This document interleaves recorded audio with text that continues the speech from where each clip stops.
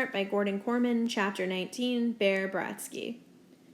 When the announcement comes on that there's an assembly, we're all psyched. Why wouldn't we be? It's like a get-out-of-jail-free card for a whole morning of classes. What's the assembly about? Who knows? Who cares? In the auditorium, the big screen is set up. That means they'll be turning the lights out. The perfect chance to catch a nap for a guy who was playing video games until 3 last night. Aaron is way ahead of me. He drapes himself into a seat, his legs dangling over the back of the chair in front of him, his arms spread out wide. I fight my way in beside him and we wrestle for position. "Hey!" exclaims the loser in the row ahead of us, the one with Aaron's size 14 construction boot hanging over his shoulder. But when he sees who he's talking to, he gets quiet real fast. He and his friends wander off looking for someplace else to sit. I flake out next to Aaron. "Wake me up when it's over," he mumbles, already half asleep. "You're the one who's going to be waking me," I retort, and we exchange a few rabbit punches before settling in for the big snooze fest. Then comes the surprise.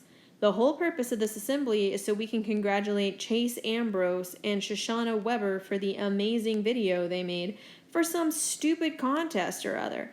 That's all I need to watch the principal and the teachers lining up to worship the kid who used to be just a guy like me until he fell on his head and suddenly became smart. It gets worse. We're not just going to worship the video, we're going to watch it. All 40 minutes.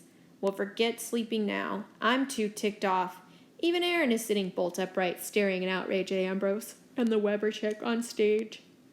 The video starts. That's when my head really explodes. The thing is called Warrior, and it's all about that geezer Solway, the meanest old Dumbledore in the entire Greybeard Motel. No wonder the two of them spent so much time with the guy.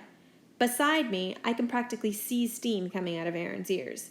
It's not enough for him to make us look like jerks by doing community service when he doesn't have to, he seethes.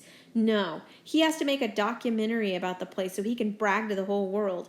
And with Shoshana Weber, from the same family that got us put on community service in the first place? And I thought that guy was my friend. But Solway, I demand, what's up with that? Yeah, he agrees. A whole museum full of ancient fossils, and they have to pick the nasty old crab who complains to the nurses if his cookie is off center on the plate. That's not what I mean, and you know it, I hiss. Why him, huh? Not just any old Dumbledore. Solway. No way that's a coincidence.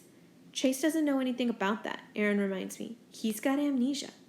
If he's got amnesia, I put in darkly. Sounds a little convenient to me. Well, he's got amnesia enough to forget that he's our boy, Aaron says bitterly. I nod. He used to play football. Now he doesn't. He says he's coming back, but I think he's just stringing us along. He's partnered up with a Weber, and he's even getting buddy-buddy with Joel Weber. He's making it impossible to get along with him. He acts like he's changed, but he's really just cutting us out. On the screen, there's a close-up photo of a gleaming Medal of Honor. In the voiceover, Shoshana explains that this isn't the actual medal Mr. Solway won. Mr. Wonderful Solway isn't just a hero, he's modest too. He never wore the dumb thing because he didn't want people to feel bad that they don't have one, and over the years he forgot where he put it. Yeah, right, I mutter. Shh, Aaron hisses. When it's finally over, Ambrose and the Weber chick get a 5-minute standing ovation.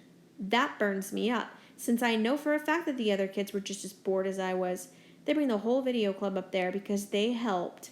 Ms. DeLeo reads out a letter from the head of the Greybeard Motel thanking the filmmakers for their awesomeness and the school for having such awesome students.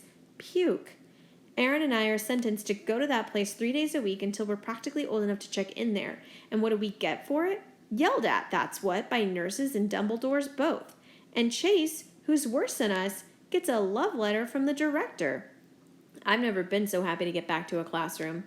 We can't just do nothing about this, I plead to Aaron as he takes a desk next to me. He's walking all over us, and we're letting him. For the very first time, he doesn't look at me like I'm crazy. I've got an idea how we can jog his memory. You know, remind him who his real friends are.